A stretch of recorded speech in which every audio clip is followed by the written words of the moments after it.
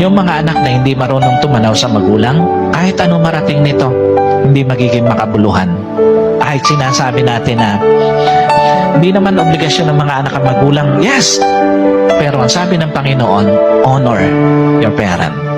At kasama dun sa pag-honor na yon, yung merong kang kayang gawin para sa kanila, ginagawa mo. Sa mga anak na naririto, kahit magkapamilya kayo, huwag niyong titingnan na ang dapat ninyong bigyang focus yung sariling pamilya na lang.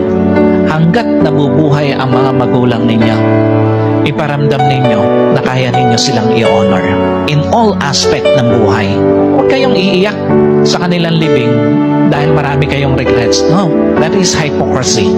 Wala kayong kwentang anak kung iiyak lang kayo sa kanilang lamay, pero nung nabubuhay, hindi mo ginawa yung dapat mong gawin para sa kanila.